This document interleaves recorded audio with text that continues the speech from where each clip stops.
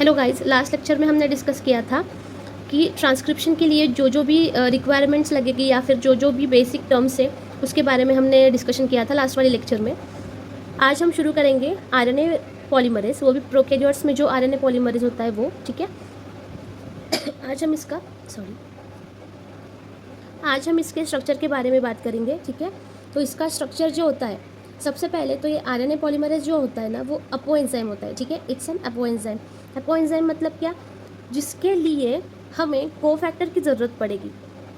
अपो enzyme ये एक inactive enzyme होता है, जिसको हम अगर फैक्टर जोड़ देंगे तब वो होलो एंजाइम में कन्वर्ट हो जाएगा। और होलो एंजाइम क्या करता है? Holo enzyme is active enzyme, उसमें कैटालिटिक एक्टिविटी आ जाती है आफ्टर बिकमिंग होलो एंजाइम, ठीक है। तो ये एक अपो एंजाइम है, इसको एक फैक्टर की ज़रूरत है, ठीक है। वो हम बाद में पढ़ेंगे कौन सा फैक्टर रिक्वायर्ड है। Is that clear? बाद में आते हैं उसकी स्ट्रक्चर की ओर। तो उसमें रहते हैं 2 अल्फ़ा सब यूनिट, ठीक है, एक बीटा डैश सब यूनिट और एक ओमेगा। ऐसे टोटल 5 सब यूनिट्स रहेंगे और 5 टनल्स रहेंगे। अब जो फर्स्ट वाला टनल है, ये मैंने ऐसा नंबरिंग किया है 1 2 3 4 5, ठीक है। ये जो फर्स्ट वाला टनल है ये है टेम्पलेट स्ट्रैंड एंट्री टनल, ठीक है। सेकेंड वाला है सबस्ट्रैट एंट्री टनल। थर्ड वाला जो है आरएनए एग्जिट टनल, जो भी आरएनए बनेगा वो यहाँ से एग्जिट करेगा। Next one is template strand exit tunnel. ये जो टेम्पलेट स्ट्रैंड रहेगा ये फोर्थ वाले में से एग्जिट हो जाएगा। और जो डीएनए का नॉन टेम्पलेट स्ट्रैंड रहता है, ठीक है, तो वो कहाँ से एग्जिट होगा? वो फिफ्थ वाले टनल में से एग्जिट होगा, ठीक है। ये तो हो गया tunnel. Now we will talk about sub units in detail.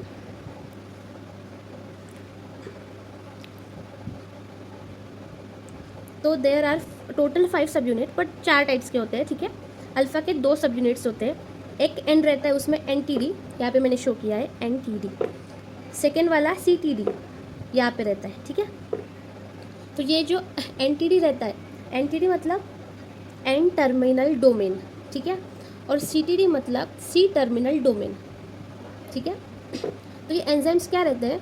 Enzymes are the proteins, ठीक है। तो प्रोटीन्स में एन टर्मिनल होता है, सी टर्मिनल होता है, ठीक है।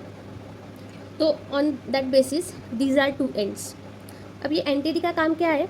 ये जो प्रोकैरियोटिक सेल का, जो प्रोकैरियोटिक जीन का जो कोर प्रमोटर होगा, ये उसके साथ बाइंड करेगा, ठीक है। ये सीटीडी का क्या काम होता है? ये इंटरैक्ट विद एक्टिवेटर, एक्टिवेटर के साथ इंटरैक्ट करेगा और जो ट्रांसक्रिप्शन है वो इनिशिएशन के लिए हेल्प करेगा, ठीक है। देन आता है हमारा बीटा सब यूनिट। अब ये बीटा सब यूनिट जो होता है वो कैटालिटिक एक्टिविटी होती है उसमें, ठीक है। कैटालिटिक एक्टिविटी होती है और ये 2 पार्ट्स में डिवाइड होता है। It is divided into 2 part. तो फर्स्ट पार्ट का काम क्या होता है? ये जो है एक प्रमोटर का एक हिस्सा है, वो हम आगे चल के डिस्कस करेंगे। तो वो इनिशिएशन के लिए ये वाला पार्ट उस पर बाइंड होता है। इसकी वजह से क्या होता है? इनिशिएशन होता है। और ये वाला जो पार्ट है it is involve in RNA elongation. अब ये जो हिस्सा है इसका काम और एक है, ये हेलिकेज एक्टिविटी भी प्रमोट करता है आरएनए पॉलीमरेज में, ताकि इनिशियल डी एनेलिंग हो जाए दोनों स्ट्रैंड की, मतलब दोनों स्ट्रैंड इनिशियली सेपरेट हो जाए, इसके लिए ये हिस्सा काम आता है, ठीक है। नेक्स्ट आता है बीटा डैश सब यूनिट। अब ये इसका काम क्या होता है? इसके ऊपर रहता है, ये है बीटा डैश सब यूनिट, इसके ऊपर रहता है positive charge and we know that DNA is negatively charge, ठीक है। ये जो डीएनए है ये नेगेटिवली चार्ज है और ये जो बीटा डैश है ये पॉजिटिवली चार्ज है।